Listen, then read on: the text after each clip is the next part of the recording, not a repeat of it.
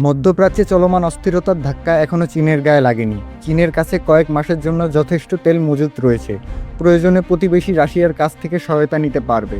কিন্তু দীর্ঘমেয়াদে এর প্রভাব কী হতে পারে তা নিয়ে এখনও হিসাব করছে চীন। কারণ বিষয়টি শুধু মধ্যপ্রাচ্যে তাদের বিনিয়োগ নয়, বরং তাদের কৌশলগত পরিকল্পনার সঙ্গেও জড়িত। গত এক বছর ধরে যুক্তরাষ্ট্রের সঙ্গে বাণিজ্য যুদ্ধের মধ্যে রয়েছে চীন। এই চীনের গুরুত্বপূর্ণ বড় অংশের জ্বালানি সরবরাহ করে আসছে মধ্যপ্রাচ্য থেকে। তাদের জাহাজগুলো যাতায়াত করতে হয় মধ্যপ্রাচ্য দিয়ে। এজন্যই মধ্যপ্রাচ্যের এই যুদ্ধ যত দীর্ঘ হবে, চীনের অর্থনীতিতে তার প্রভাব তত পড়বে। বিশেষ করে যদি হরমুজ প্রণালীতে জাহাজ চলাচল বন্ধ থাকে, চীনের চরম সংকটে পড়ে যাওয়ার আশঙ্কা রয়েছে।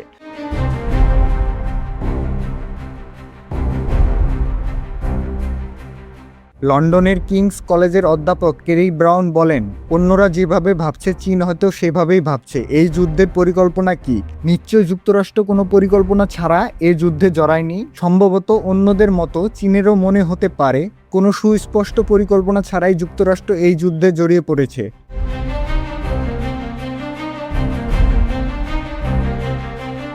পশ্চিমা অনেক বিশ্লেষক দীর্ঘদিন ধরে ইরানকে চীনের মিত্র হিসেবে উল্লেখ করেন। মার্কিন গোয়েন্দা সংস্থাগুলোর দাবি, চীন ইরানের প্রকৌশলীদের প্রশিক্ষণ দেওয়া এবং বিভিন্ন যন্ত্রাংশ সরবরাহের মাধ্যমে ইরানের ব্যালিস্টিক ক্ষেপণাস্ত্র কর্মসূচিকে সহায়তা করছে।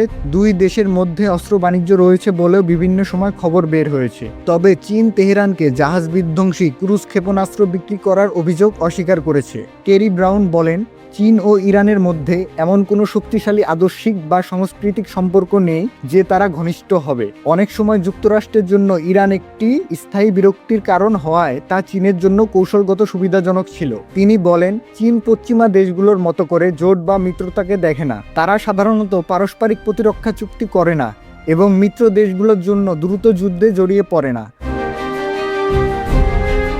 বরং বেইজিং সাধারণত যে কোনো ধরনের সংঘাতের বাইরে থাকতে চায়। এদিকে মধ্যপ্রাচ্যে যা ঘটেছে তা নিয়ে উদ্বিগ্ন চীন।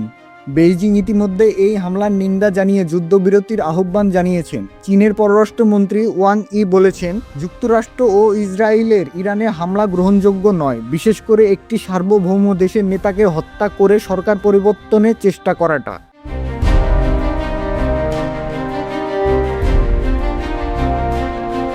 রয়্যাল ইউনাইটেড সার্ভিসেস ইনস্টিটিউটের ফিলিপ শেল্টার জোন্স বলেন, চীন নিজেকে যুক্তরাষ্ট্রের বিপরীতে একটি ভারসাম্য রক্ষাকারী শক্তি হিসাবে দেখতে চায়। কিন্তু সামরিক শক্তির দিক থেকে যুক্তরাষ্ট্র দেখিয়ে দিচ্ছে যে প্রকৃত পরাশক্তি হওয়ার অর্থ কী, অর্থাৎ বিশ্বের যে কোনো জায়গায় গিয়ে পরিস্থিতিকে প্রভাবিত করতে পারার ক্ষমতা। তার মতে, অর্থনৈতিক শক্তি থাকা সত্ত্বেও চীন এখনও সেই পর্যায়ে পরাশক্তি নয়। চাইলেও এ ধরনের পরিস্থিতিতে মিত্রদের রক্ষা করার মতো সামরিক সক্ষমতা তাদের নেই।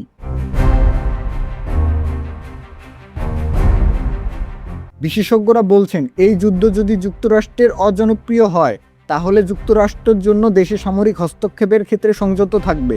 এমনটা হলে তা চীনের জন্য আরও বেশি সুবিধাজনক বলে মনে করেন তারা।